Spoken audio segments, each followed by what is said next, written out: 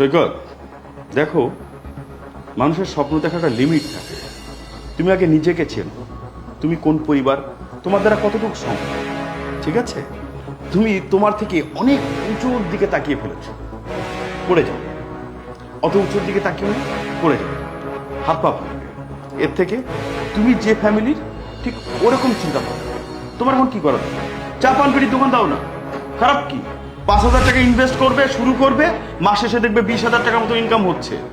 আর 5-7 হাজার টাকা লাগলে ওটা আমি দিয়ে দেবো, আর ওই টাকা তোমার ফেরত দিতে হবে না। ঠিক আছে? এত উঁচু স্বপ্ন দেখো না, চোখ নষ্ট হয়ে যাবে। আসসালামু আলাইকুম ভাই। ওয়ালাইকুম আসসালাম। আর সৈকত, কি অবস্থা? এই তো ভালো আছেন আপনি? হ্যাঁ, ভালো। ভাই, আমি একটা প্রয়োজনে এসেছিলাম। বলো। আমার কাছে একটা বিজনেস প্ল্যান আছে। আমি আসলে বিজনেস করতে চাচ্ছিলাম, কিন্তু আমার কাছে তো আসলে এরকম টাকা নাই। ফিনান্সিয়াল সমস্যা, বাবার কাছেও এত টাকা নেই।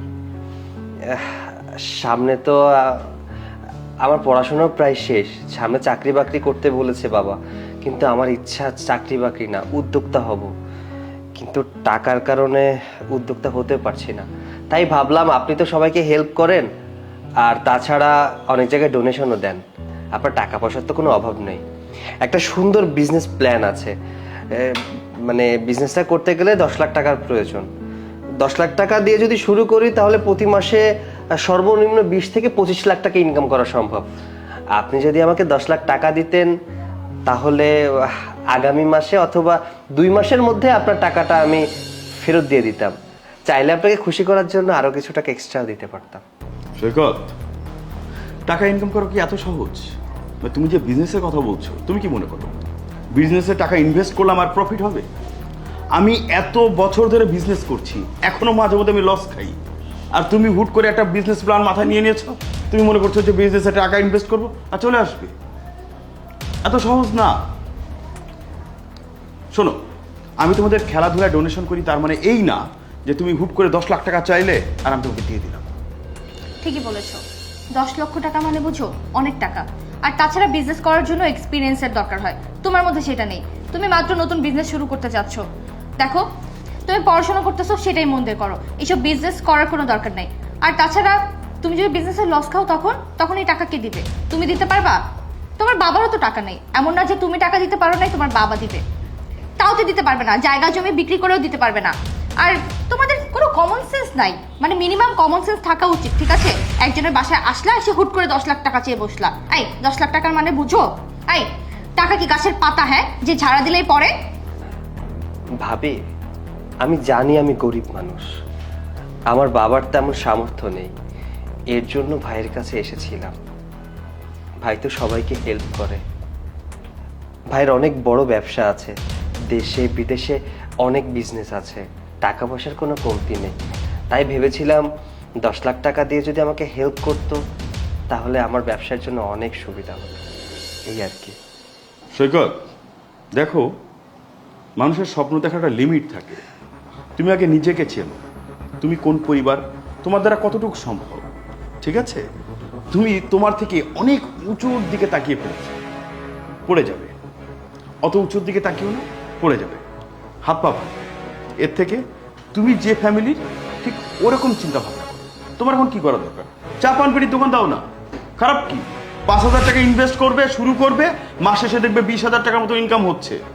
আর 5-7 হাজার টাকা লাগলে ওটা আমি দিয়ে দেবো, আর ওই টাকা তোমার ফেরত দিতে হবে না। ঠিক আছে? এত উঁচু স্বপ্ন দেখো না, চোখ নষ্ট হয়ে যাবে। আসলে 5-7 হাজার টাকার বিজনেস করার জন্য তো আমি পড়াশোনা করছি না, আমি কমার্সের স্টুডেন্ট, আমি বিবিএ কমপ্লিট করতেছি, আর মাত্র 1টা বছর আছে। আমার মাথায় তো বিজনেস প্ল্যান নিয়ে ঘুরছে, কিছু টাকা হলে আর সেবার চা খাবে? না, ঠিক আছে, আমি চলে যাচ্ছি। আচ্ছা, ঠিক আছে। তোমারই দোষ, এত ডোনেশন করতে কে বলছে? আরে বাবা, এই এলাকার ভিতরে ঠিক আছে ওরা চায় দেই বড় ভাই, কিন্তু যে 10 লক্ষ টাকা চেয়ে বলবে কে জানে।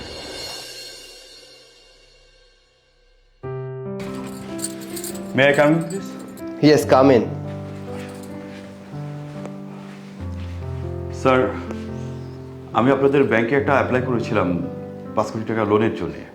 স্যার লোনটা খুবই দরকার, যদি একটু আপনি দেখে ফাইলটা ছেড়ে দিতেন, মানে সিগনেচারটা করে দিতেন।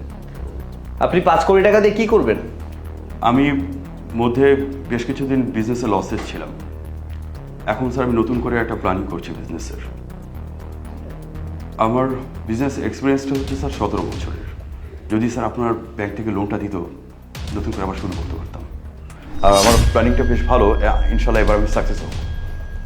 শুনুন, শুধু প্ল্যানিং দিয়ে তো আর বিজনেসে সাকসেস আনা যায় না, আর এক্সপিরিয়েন্স দিয়েও সাকসেস আনা যায় না। তাহলে আজকে আপনার এখানে আসতে হতো না। মানে স্যার, স্যার কে আপনি? আপনার মানে খুব পরিচিত মনে হচ্ছে। আপনি আসলে কে স্যার? সৈকত, তুই মানে স্যার আপনি এখানে? হ্যাঁ আমি। কি অবাক হচ্ছেন? অবাক হওয়ার কিছু নেই। আমি সৈকত, এই ব্যাংকের ম্যানেজার।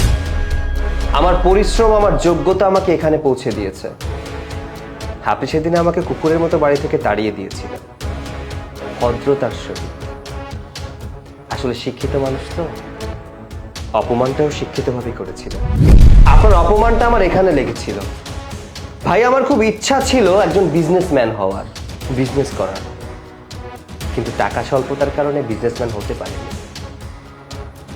তবে ব্যাংক থেকে কিন্তু আমাকে তাড়িয়ে দেয়নি। আমার শিক্ষাগত যোগ্যতার কারণে আজ আমি ব্যাংক ম্যানেজার। তারা কিন্তু আমার কাছ থেকে ঘুষ চায়নি, তারা আমাকে দূর দূর করে তাড়িয়েও যায়নি।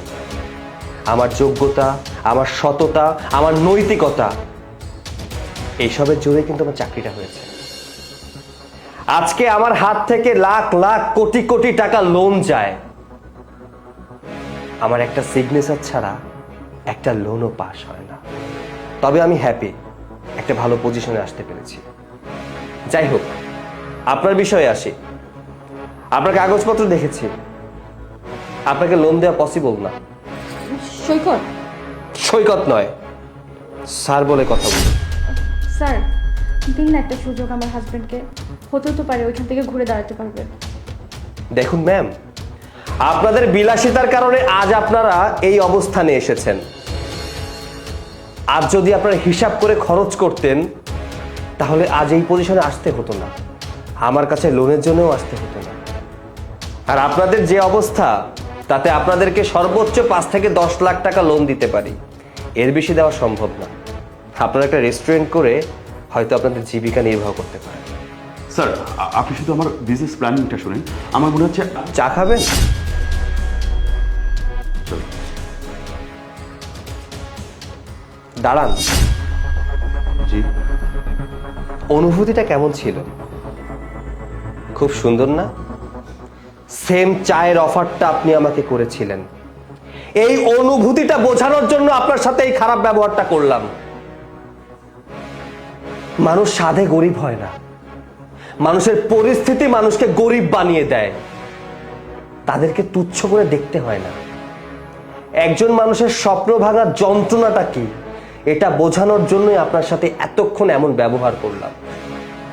যাই হোক, আপনাদেরকে আমি লোন দিব, তবে হ্যাঁ, টাকাগুলো বিলাসিতায় নয়, প্রয়োজনে খরচ করবেন, ব্যবসায়িক ক্ষেত্রে খরচ করবেন। আমি ফাইলে সাইন করে রাখবো, আশা করি এই মাসের ভিতরে লোনটা হয়ে যাবে। Thank you sir. আসলে এই লোনটা না পেলে আমি পথে বসে যেতাম। আমার আর কোনো উপায় ছিল না কোনো কিছু করার।